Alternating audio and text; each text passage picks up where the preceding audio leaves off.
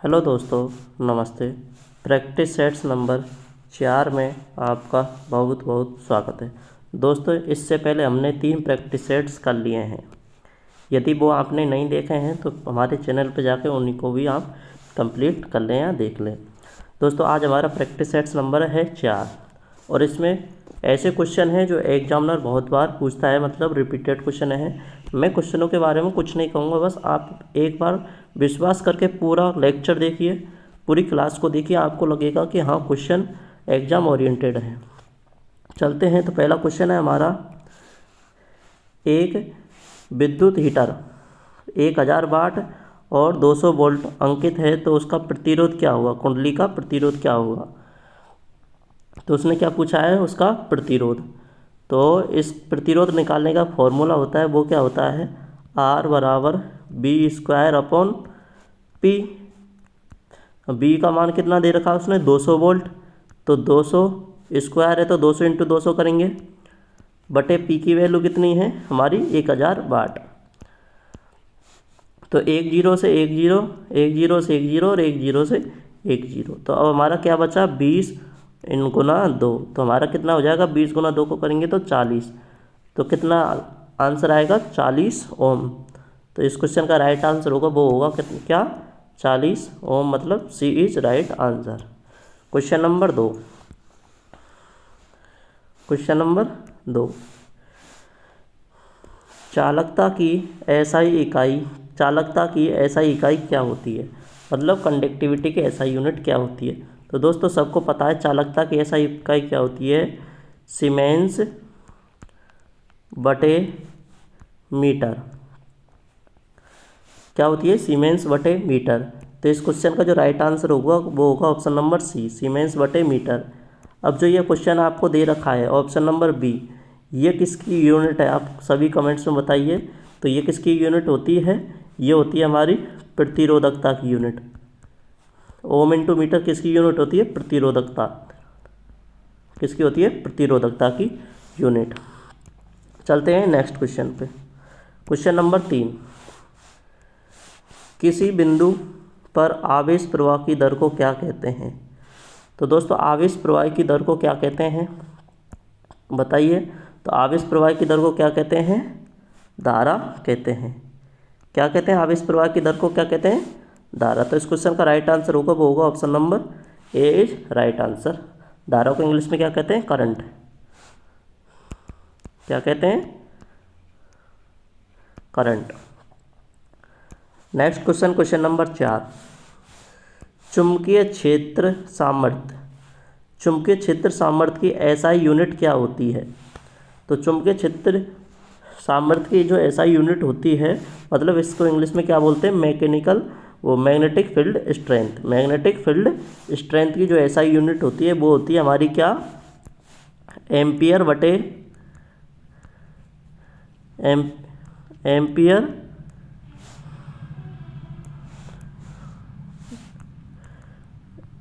Ampere बटे metre. तो चुंबकीय क्षेत्र सामर्थ्य की एसआई यूनिट होती है एम्पियर बटे मीटर। तो इस क्वेश्चन का राइट आंसर होगा, वो होगा option number C is right answer. अब जो ये आपको वेबर दे रखा है, ये यूनिट होती है हमारी किसकी, फ्लक्स की। वेबर की यूनिट किसकी होती है, फ्लक्स की। टेस्ला किसकी होती है, चुंबकीय क्षेत्र की। हाँ, चुंबकीय फ्लक्स घनत्व, चुंबकीय फ्लक्स घनत्व, ठीक है। एम्पियर मीटर किसकी होती है, तो एम्पियर मीटर किसकी होती है, आप मुझे कमेंट्स करके बताइए। Next question, question number 5, Bharat में बिजली की सप्लाई के लिए आवृत्ति क्या होती है, मतलब भारत में जो सप्लाई आती है उसकी आवृत्ति कितनी होती है। तो ये तो सबको पता है कितनी होती है हमारे भारत में, वो होती है 50 हर्ट्ज। अमेरिका में कितनी होती है, 60 हर्ट्ज। 60 हर्ट्ज कहाँ पे होती है, अमेरिका में, ठीक है ना। तो ये कहाँ पे होती है, विदेशों में। Next question, question number 6। दोस्तों, ये मोस्ट क्वेश्चन है, ये क्या है, इसको मोस्ट क्वेश्चन है, क्योंकि ये क्वेश्चन को बहुत गलत करते हैं। क्योंकि इसने क्या पूछा है, जो हमारा मेगर होता है, मेगर जो हमारा क्या होता है, मेगर होता है, उसमें जो नियंत्रण टॉर्क है वो किसके द्वारा उपलब्ध कराते हैं। तो मेगर में नियंत्रण टॉर्क किसके द्वारा उपलब्ध कराते हैं, तो मतलब जो कंट्रोलिंग टॉर्क होता है हमारा, इंग्लिश में क्या बोलते हैं, कंट्रोलिंग टॉर्क। तो इस क्वेश्चन में स्प्रिंग आंसर नहीं होगा, क्योंकि अधिकतर बच्चे क्या करेंगे, कंट्रोलिंग जैसे ही नाम सुनते हैं तो वो स्प्रिंग लगाते हैं। तो जो हमारा मेकर में जो कंट्रोलिंग टॉर्क देते हैं वो देते हैं हम कॉइल से। तो इसमें राइट आंसर क्या होगा, option number C is right answer, coiled. Next question, question number 7, त्रिसंयोजी अशुद्धियाँ कौन सी होती हैं। अब दोस्तों आज से पहले आपने बहुत पढ़ा होगा त्रिसंयोजी अशुद्धियाँ, पंचसंयोजी अशुद्धियाँ, और रटी हैं कि कौन कौन सी होती है त्रिसंयोजी पंचसंयोजी।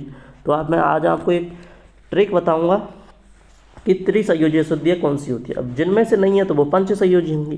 तो इसके लिए एक ट्रिक होती है, त्रिसंयोजी मतलब कि जो पी टाइप अर्धचालक होते हैं, पी टाइप अर्धचालक त्रिसंयोजी अशुद्धियाँ बनाते हैं, और एन टाइप अर्धचालक क्या बनाते हैं, पंचसंयोजी अशुद्धियाँ बनाते हैं। अब इसके लिए पी टाइप वो त्रिसंयोजी अशुद्धि के लिए एक ट्रिक होती है, वो है बैंगन, आलू, गाजर, इन थेला, ठीक है ना। बी से बैंगन से बोरॉन, ठीक है, मैं इंग्लिश में लिख देता हूँ वर्डों को। बैंगन का मतलब बी से बोरॉन,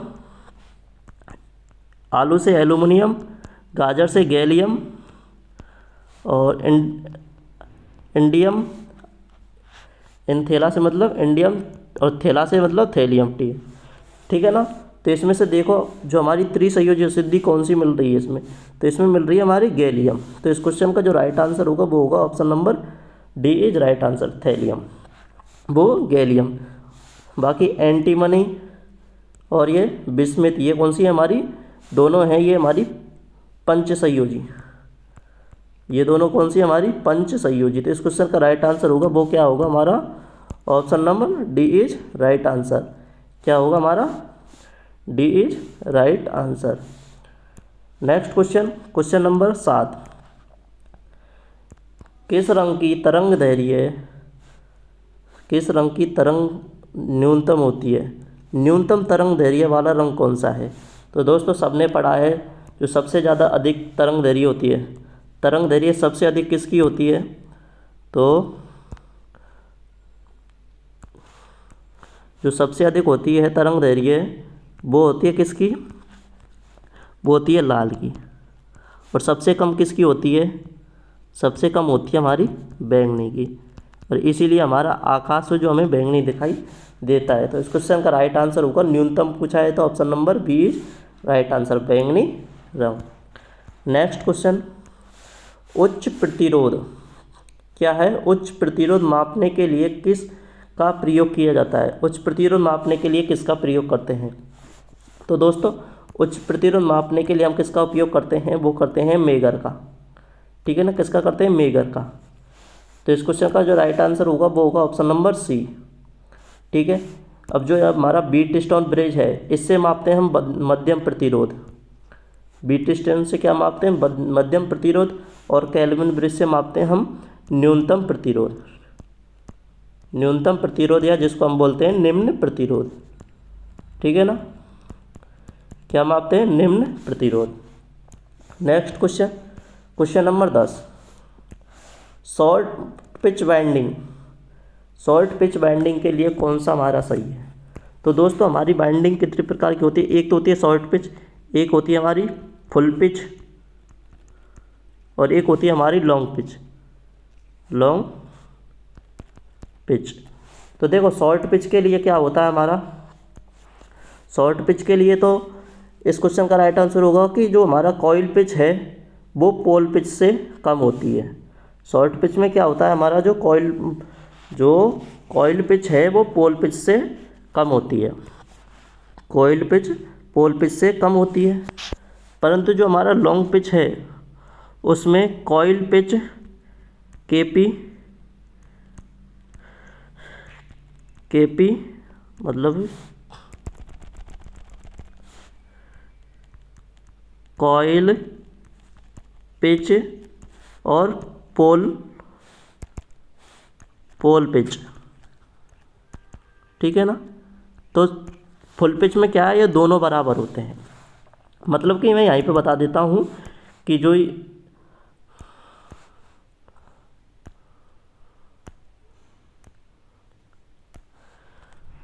कि शॉर्ट पिच वाइंडिंग का के लिए कौन सा सही है। तो दोस्तों शॉर्ट पिच वाइंडिंग में जो हमारा होता है वो कॉइल पिच की वैल्यू पोल पिच से कम होती है। मतलब कि कॉइल पिच की वैल्यू पोल पिच से कम होती है। तो इसके लिए राइट आंसर होगा ऑप्शन नंबर सी। मतलब इस क्वेश्चन के लिए राइट आंसर क्या होगा, ऑप्शन नंबर सी।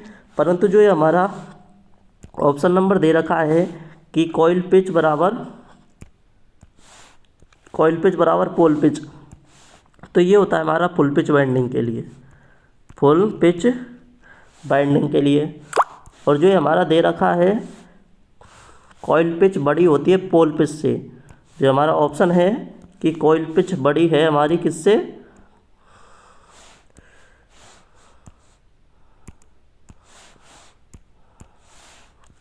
कॉइल पिच बड़ी हमारी पोल पिच से, तो ये होता है हमारा लॉन्ग पिच के लिए।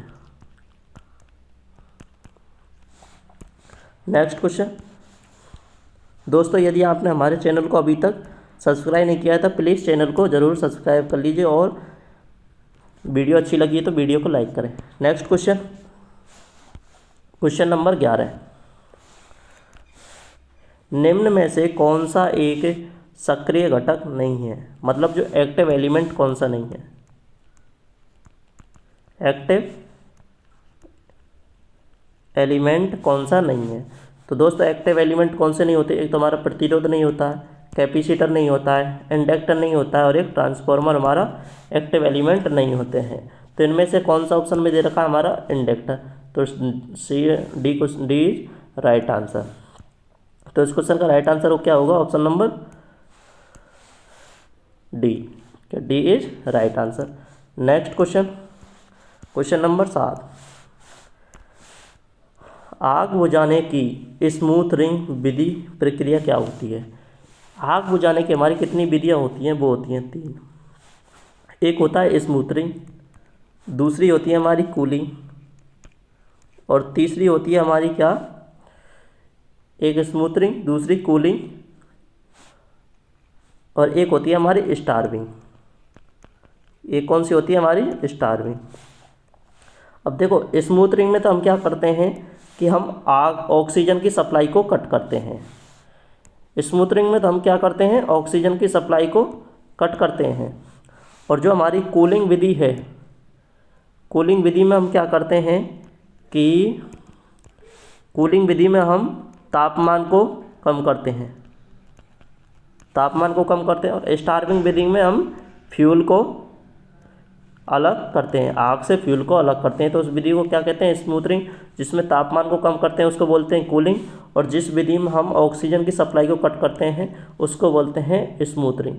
तो इस क्वेश्चन का राइट आंसर होगा वो होगा ऑप्शन नंबर बी, ऑक्सीजन की सप्लाई आपूर्ति को रोकना।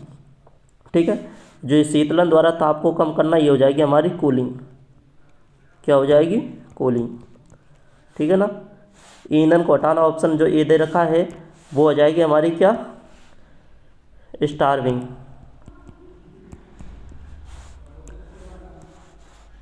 Next question number 13। Question number 13 क्या दे रखा है हमारा, एक DC shunt generator 250 volt 10 ampere 250 volt और 10 एम्पियर धारा प्रदान कर रहा है और फील्ड प्रतिरोध उसने कितना दे रखा हमारा 50 ओम। तो उसने क्या पूछी है, आर्मेचर धारा। क्या पूछी है उसने, आर्मेचर धारा। तो दोस्तों आर्मेचर धारा का एक फॉर्मूला होता है, डीसी शंट जनरेटर में आर्मेचर धारा होती है जो हमारी लोड करंट होती है और जो हमारी शंट फील्ड वाइंडिंग की करंट होती है, इन दोनों का ऐड हमारा आर्मेचर करंट होता है। तो इसने लोड करंट तो हमारी 10 एम्पियर दे रखी है, परंतु इसने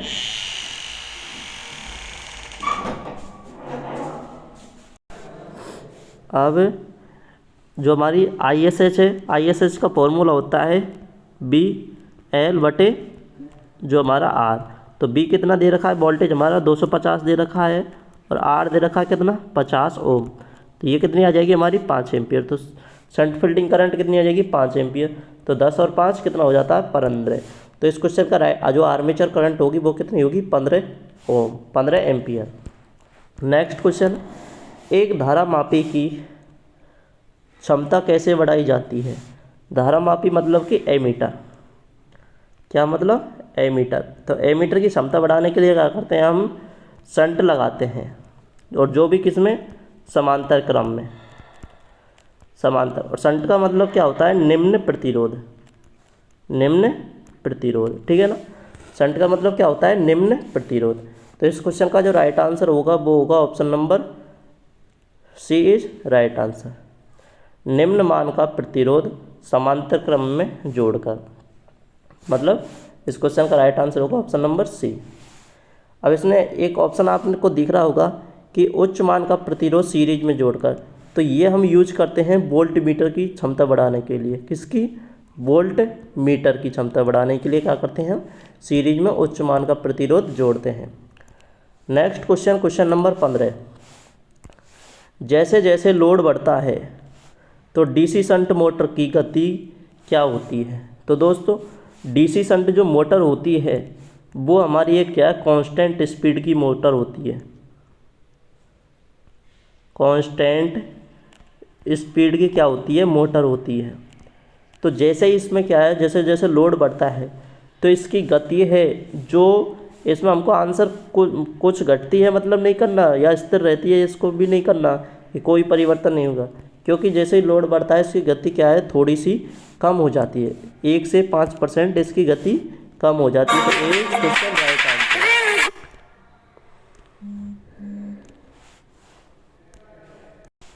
नेक्स्ट क्वेश्चन, क्वेश्चन नंबर 16। एक चालक की चालकता, एक चालक की चालकता कितनी दे रखी है हमको 0.5 म्यू दे रखी है। तो उसका प्रतिरोध उसने पूछा है। तो प्रतिरोध बराबर क्या होता है R बराबर कि क्वेश्चन नंबर जो हमारा 16 है कि चालकता उसने दे रखी है और प्रतिरोध पूछ रहा है। तो चालक प्रतिरोध का फॉर्मूला होता है 1 चालकता। क्या होता है 1 चालकता। अब चालकता क्या दे रखी है, हमारा चालकता दे रखी है 0.05। अब यदि पॉइंट को हटाएंगे तो पॉइंट के बाद में 2 अक्षर है तो ऊपर कितनी जीरो लग जाएंगी 2। अब 100 में 5 का भाग देंगे तो कितना जाएगा 20। तो इस कितना ओम हो जाएगा 20 ओम। तो इस क्वेश्चन का राइट आंसर होगा option number A 20 ohm. Next question, question number 17। Star संयोजन, स्टार संयोजन में बाइंडिंग के प्रत्येक एलिमेंट क्या दे रखा है, प्रत्येक एलिमेंट की प्रतिबाधा 6 ओम है और इसे समतुल्य डेल्टा में परिवर्तित कर दिया जाए तो प्रत्येक एलिमेंट का प्रतिरोध क्या होगा। तो दोस्तों यदि हमारा स्टार में प्रतिरोध और जो स्टार के प्रतिरोध को यदि हम डेल्टा में बदलते हैं, किसमें, स्टार के प्रतिरोध को डेल्टा में बदलते हैं, तो जो हमारा प्रतिरोध है डेल्टा में स्टार के प्रतिरोध का कितना गुना हो जाता है, हमारा कितना गुना होता है 3 गुना हो जाता है।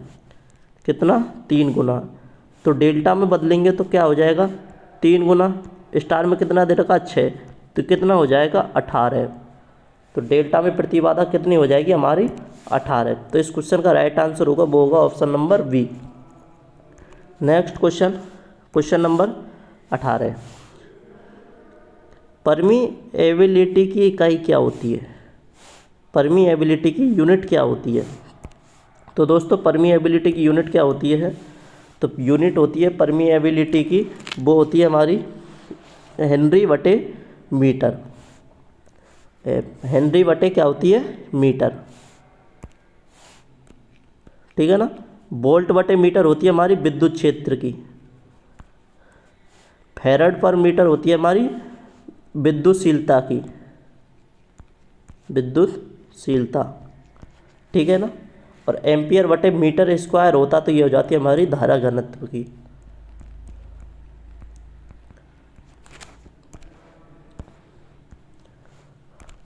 नेक्स्ट क्वेश्चन, गैल्वेनाइजिंग प्रक्रिया में प्रयुक्त धातु कौन सी है? तो ये तो टुच्चू सा क्वेश्चन है, इसका राइट आंसर होगा वो होगा zinc. Next question, question number 20, delta संयोजन में प्रत्येक फेज में, डेल्टा संयोजन में जो फेज वोल्टेज है 240 है, तो जो हमारा लाइन वोल्टेज है वो क्या होगा? तो दोस्तों डेल्टा में हमको सबको पता है, जो हमारा डेल्टा में क्या होता है कि जो हमारा फेज वोल्टेज है उतना ही हमारा क्या होता है, लाइन वोल्टेज होता है। तो इस क्वेश्चन का राइट आंसर क्या होगा, जितना फेज वोल्टेज उतना ही हमारा लाइन वोल्टेज। तो इस क्वेश्चन का राइट आंसर क्या होगा, 240 वोल्ट, मतलब D is right answer. Next question, star संयोजन में क्या के लिए कौन सा सही है?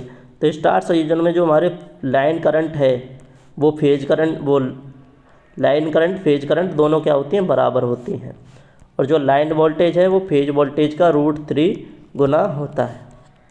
तो इसमें हमारे सब क्या करंट के ऑप्शंस दे रखे हैं, तो इस क्वेश्चन का राइट आंसर होगा option number B is right answer, line voltage बराबर phase voltage. Next question, question number 22, जब तीन प्रतिरोधक की प्रतिरोधकता समान है जब तीन प्रतिरोध मतलब कि जब तीन फेज की प्रतिरोधकता या प्रतिबाधा समान है तो परिपथ को क्या कहा जाता है? तो इस परिपथ को कहते हैं हम दोस्तों क्या, संतुलित परिपथ। यदि एक की भी प्रतिरोधकता अलग होती तो उसको क्या बोलते हैं हम, असंतुलित परिपथ। तो इसको क्या कर लेंगे हम, संतुलित परिपथ, यदि तीनों फेजों की जो प्रतिबाधा है वो समान है। मतलब इसका मतलब क्या होता है, जैसे कि हमारा एक स्टार कनेक्शन है और इस पे भी 100 वाट, इस पे भी 100 वाट और इस पे भी 100 वाट, तो ये हमारा जो होगा संतुलित परिपथ होगा। क्या होगा, संतुलित परिपथ। अब इसमें से मैं एक को भी 200 वाट कर देता हूँ तो जो ये होगा हमारा क्या होगा, असंतुलित प्रतिरोध होगा। तो इस क्वेश्चन का राइट आंसर होगा वो होगा option number C is right answer. Next question, चुंबकीय परिपथ में होना चाहिए, मतलब चुंबकीय परिपथ में क्या होना चाहिए? देखो चुंबकीय परिपथ में हमारा क्या मेन चीज़ होता है, फ्लक्स, और वैसे हमारे विद्युत परिपथ में क्या होता है, धारा। क्या होता है, धारा। तो धारा के लिए क्या करते हैं हम, प्रतिरोध को कम करते हैं, और फ्लक्स के लिए हम किसको कम करते हैं, प्रतिष्ठिम्ब को कम करते हैं, प्रतिष्ठिम्ब को कम करते हैं। तो क्या होना चाहिए, प्रतिष्ठिम्ब कम होना चाहिए। तो इस क्वेश्चन का जो राइट आंसर होगा वो होगा option number C is right answer. Next question, Kirchhoff का धारा नियम आधारित है, जो किरचॉफ का धारा नियम है वो किस पर आधारित है? तो दोस्तों किरचॉफ का धारा नियम होता है एक, और एक होता है हमारा वोल्टेज नियम, ठीक है ना।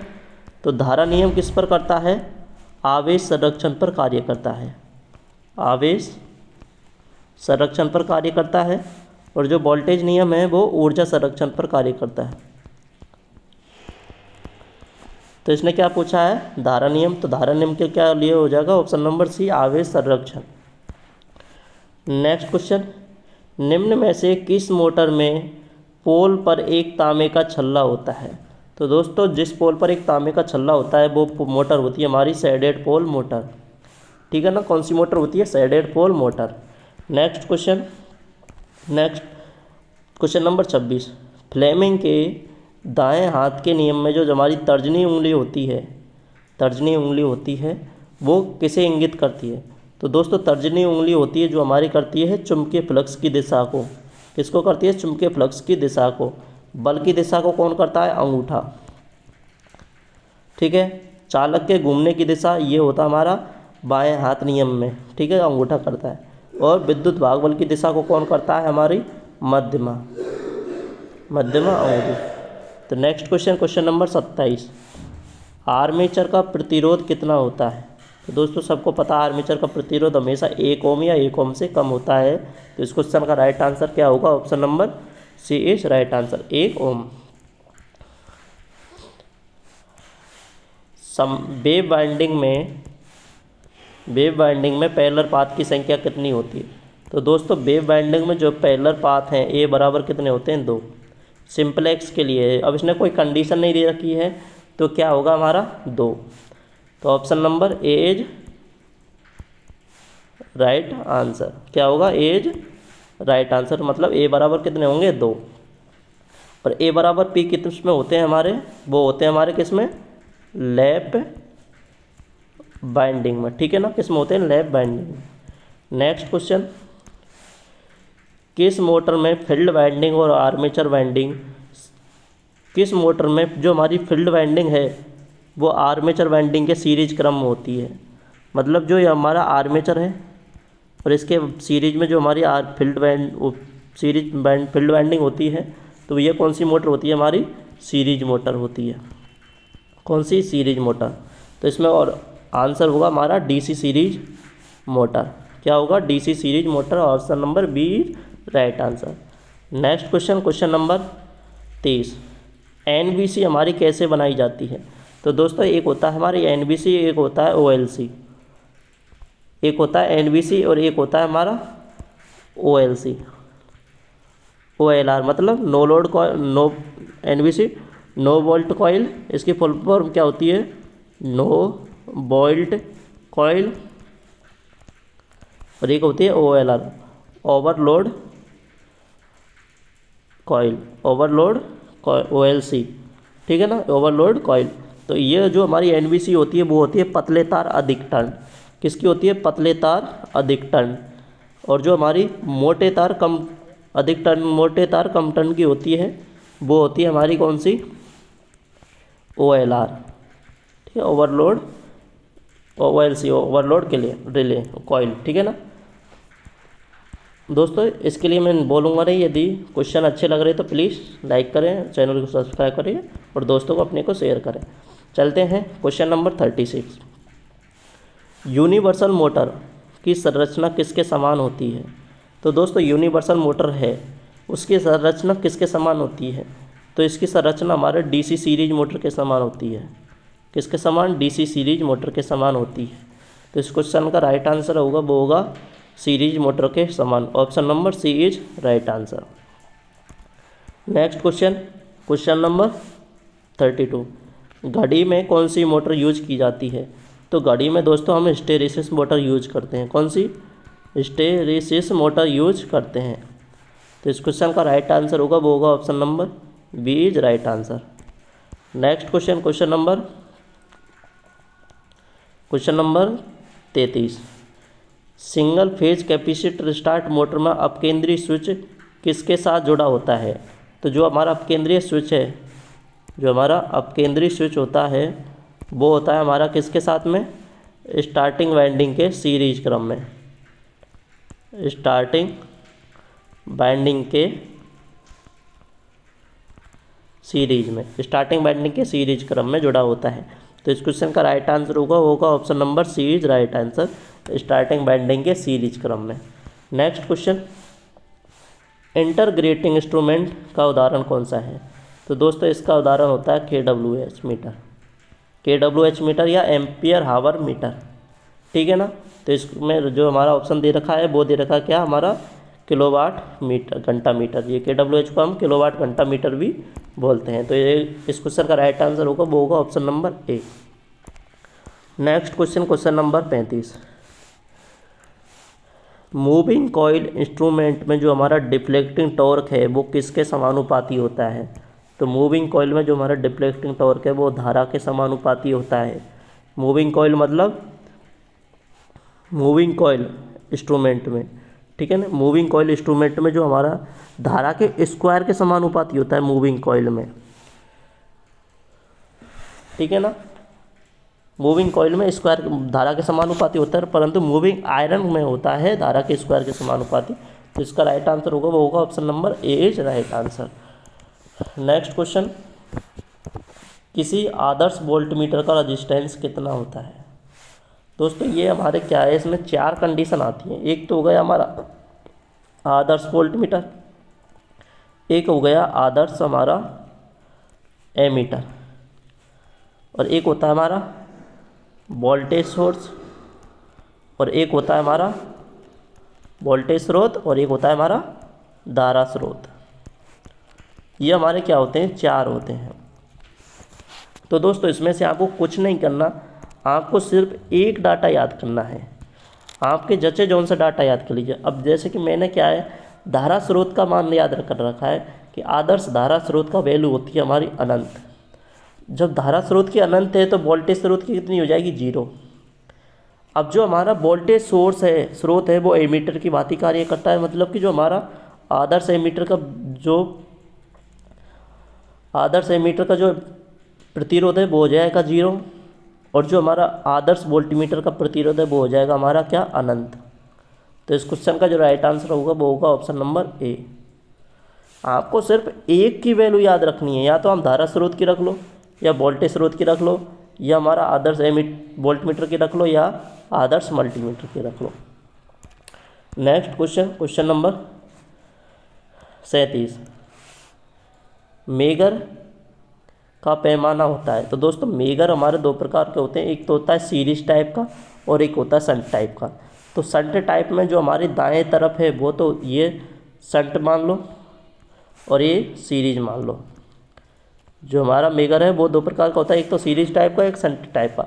तो शंट टाइप के मेगर में एक तरफ होता है हमारा अनंत, मतलब कि जो दाएं तरफ होता है अनंत और बाएं तरफ होता है 0। सीरीज टाइप में दाएं तरफ होता है 0 और बाएं तरफ होता है अनंत। तो जो इस क्वेश्चन का राइट आंसर होगा, उसने कोई कंडीशन नहीं दे रखी हमको शंट या सीरीज, तो इस क्वेश्चन का जो राइट आंसर होगा वो होता है हमारा अनंत से 0। ठीक है ना।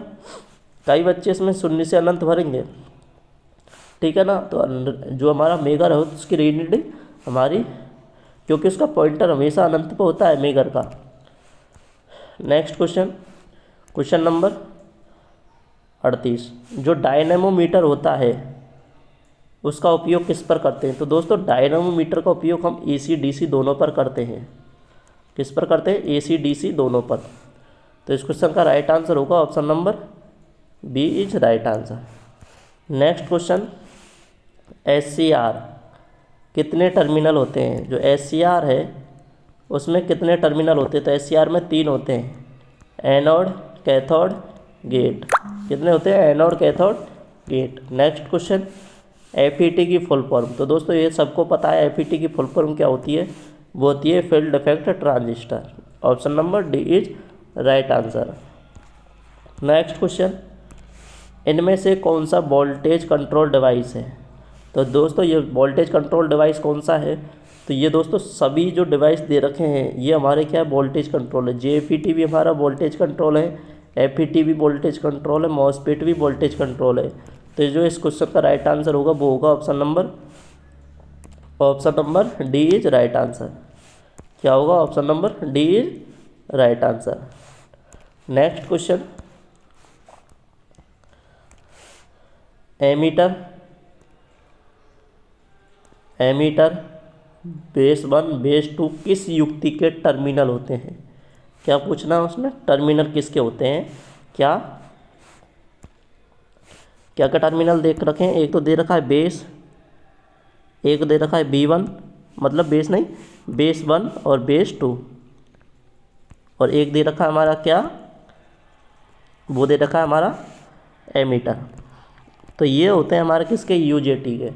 किसके होते हैं ये हमारे, ये होते हैं UJT के। ठीक है ना। तो इस क्वेश्चन का राइट आंसर होगा वो होगा ऑप्शन नंबर बी इज या right answer UJT। Next question, question number 43 SCR में होता है। तो दोस्तों SCR में क्या होता है, उसके लिए SCR में देखो 4 लेयर होती है। SCR में क्या है, 4 लेयर होती हैं। ठीक है ना, ठीक है ना। एक होता है NPNP, ठीक है ना। ये गेट, एमीटर और कलेक्टर, ठीक है ना। देखो लेयर कितनी है, 4 होती हैं, परंतु जंक्शन देखो, जंक्शन कौन कौन से हैं इसमें से। एक जंक्शन तो ये है, एक जंक्शन ये है और एक जंक्शन ये है। तो लेयर 4 होती है, जंक्शन 3 होते हैं। तो जंक्शन इसमें 3 है, इसमें 3 है, इसमें 5 लेयर है, तो ये नहीं होगा हमारा। तो इस क्वेश्चन का राइट आंसर होगा वो होगा ऑप्शन नंबर ए, 4 layer 3 junction. Next question, question number 44। IGBT के 3 टर्मिनल कौन कौन से होते हैं। जो हमारा IGBT होता है उसके 3 टर्मिनल कौन कौन से होते हैं। तो इसके 3 टर्मिनल होते हैं एमीटर कलेक्टर और गेट। ठीक है ना, ये किसके होते हैं, IGBT के। ठीक है ना, तो इस क्वेश्चन का राइट आंसर होगा option number D. Next question number 45, MOSFET का पूरा नाम क्या है। तो मॉसफेट का पूरा नाम होता है field metal oxide semiconductor field effect transistor.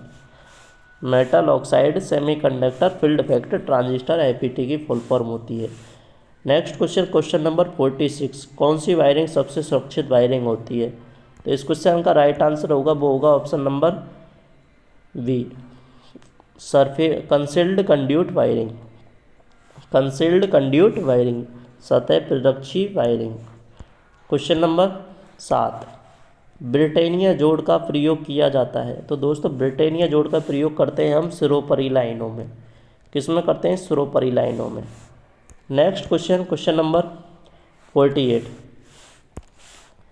छत के पंखे की न्यूनतम ऊंचाई कितनी होती है। फर्श से जब लटकाते हैं, मतलब छत से जब पंखे को लटकाते हैं उसकी, तो फर्श से न्यूनतम ऊंचाई होती है उसकी 2.5 मीटर। क्या होती है उसकी, 2.5 मीटर। तो इस क्वेश्चन का राइट आंसर होगा option number A, right answer 2.5 metre.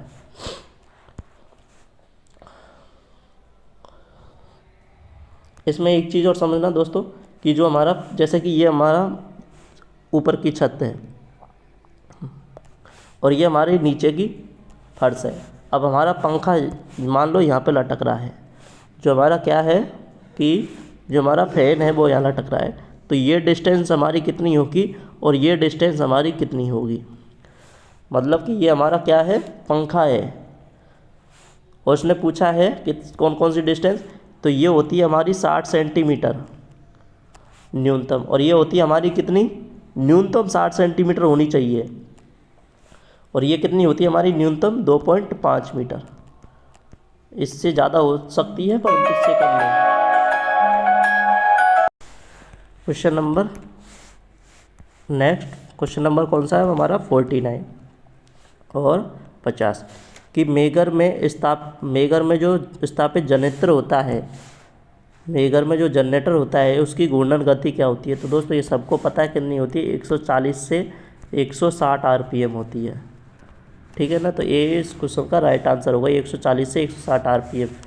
Aluminium की चालकता कॉपर की चालकता से होती है। तो एल्यूमिनियम की चालकता है जो कॉपर की चालकता का 61% होती है।